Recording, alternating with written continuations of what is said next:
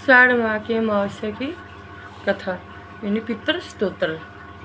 ध्यान से सुने और लाइक भी करें और सब्सक्राइब चैनल को बढ़ावा दें। जोसेफ के द्वारा पूजित यह मूर्त अत्यंत तेजस्वी, ध्यानी तथा दिव्य दृष्टि संपन्न है। उन पितरों को मैं सदा नमस्कार करता हूँ यानी नमस्कार करती हूँ, जो इंद्र आदि देवताओं, दक्ष, मारीचादि सप्तऋषियों तथा दूसरों के भी नेता हैं। कामना की पूर्ति करने वाले उन पितरों को मैं प्रणाम करता हूँ।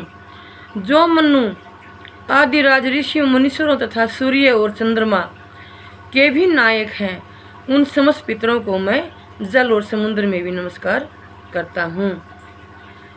मनु यानी भगवान ब्रह्मा ने जब सृष्टि बनाई तो सब अपनी इच्छा अनुसार अपने स्थान ग्रहण कर गए, लेकिन गृहस्थी करने के लिए कोई भी खुश नहीं हुआ। तो उस समय भगवान ब्रह्मा ने मनु नाम का और शत्रुपा नाम की एक देवी को बनाया, जो दोनों ही पति पत्नी बनकर जिन्होंने गृहस्थी की। इस बात का सबको ध्यान रहे।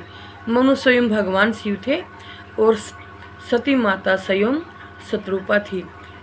इन सब बातों को जानने के लिए शिव पुराण जरूर पढ़ें और सुने और औरों को भी इस सच्चाई का पता बताएं, अवगत कराएं कि हम मनु और शत्रुपा की ही संतान हैं।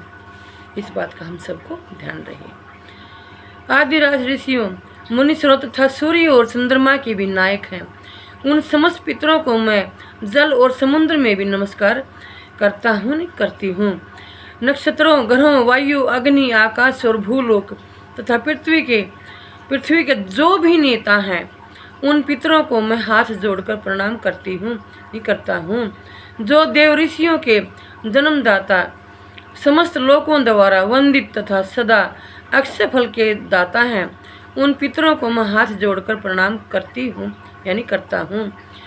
प्रजापति, कश्यप, सोम, वरुण तथा योगेश्वरों के रूप में स्थित 7 पितृगणों को नमस्कार है।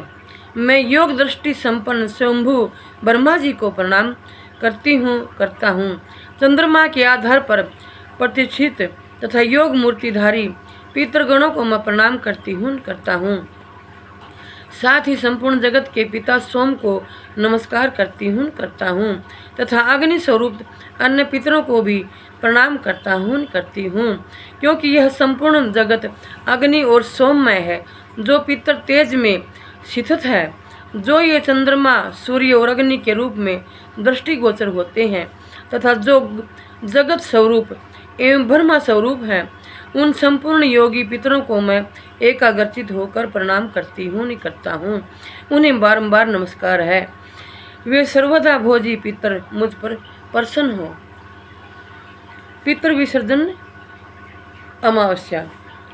इस दिन शाम को दीपक जलाने की बेला में पूड़ी, पकवान आदि खाद्य पदार्थ दरवाजे पर रखे जाते हैं, जिसका अर्थ यह है कि पितर जाते समय भूखे न रह जाएं।